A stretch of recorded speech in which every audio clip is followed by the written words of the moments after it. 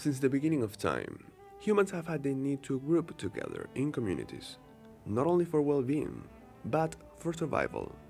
From small tribes to empires and big civilizations, societies offer us protection, organization, and links with other people.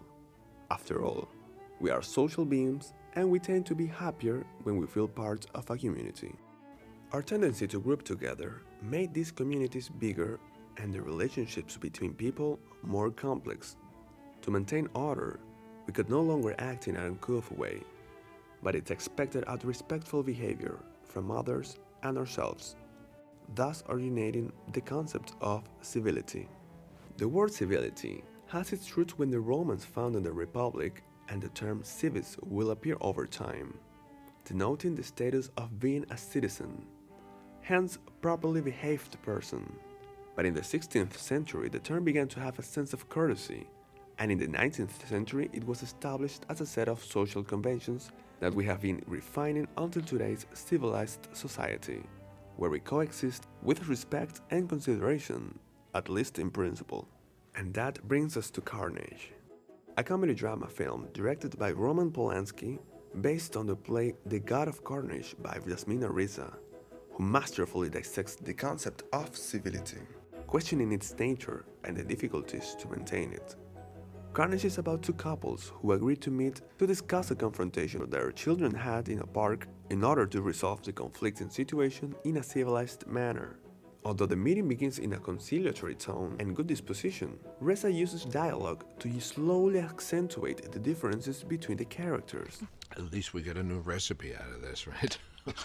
I wish my son didn't have to lose 2 teeth in the process. Revealing their interests, insecurities, and desires, causing the situation to degenerate in the abandonment of their social inhibition. Stop it, Penny! Stop! What? You're blowing this all out of proportion! The film presents 4 characters with very distinctive personalities and their own idea of civility. For example, Penelope Longstreet. Of all the characters, she's the most interested in the idea of civility and the most benevolent at the beginning, but finally lets us see her true inflexibility.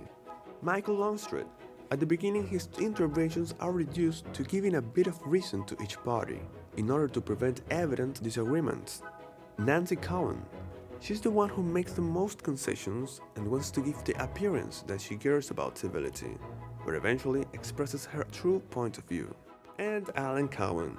He's the most openly rude of the 4, and at the same time the one who most honestly reveals his disinterest in the conflict. In her work, Reza deconstructs our behavior, especially of the Western middle-aged parent, who shows us how sometimes people have a competitive trait, either in terms of parenthood, family, and citizenship. The accumulation of disagreements leads us to a turning point where the tension increases and everything begins to go wrong. What lack of interest? You just said yourself. Go get a bucket. Go get a bucket. From this point, the couples separate and have the opportunity to speak more freely about the others, be it the Cowans. Why do you argue with her? We'd have been out of here a long time ago if you didn't bicker over every word.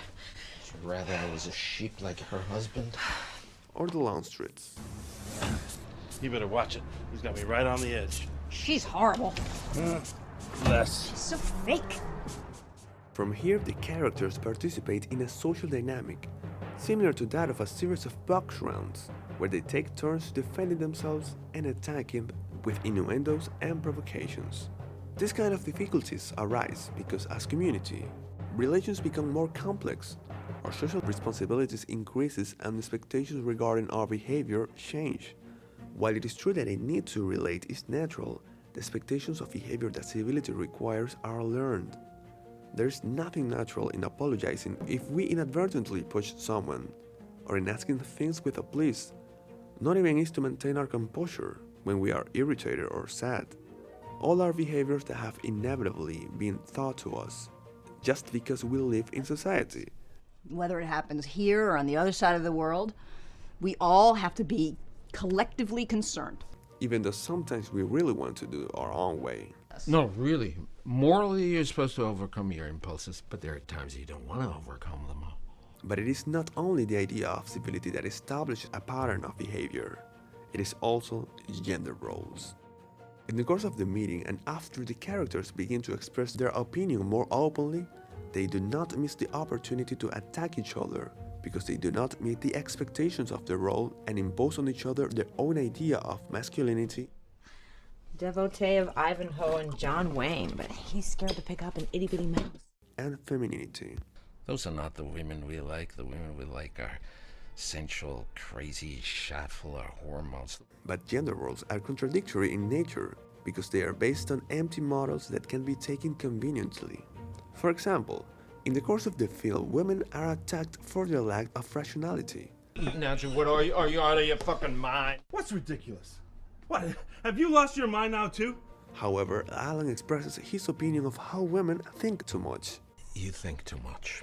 Women think too much. There's an original response. Ironically, when Penelope is decomposed and less calmed, she could be placed exactly in the type of woman that Alan says he wants. Crazy, shot full of hormones. But at the same time, he also criticizes her for her lack of femininity.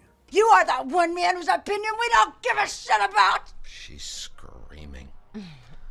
Quartermaster on a slave ship. However, women also project their contradictory idea of masculinity onto men.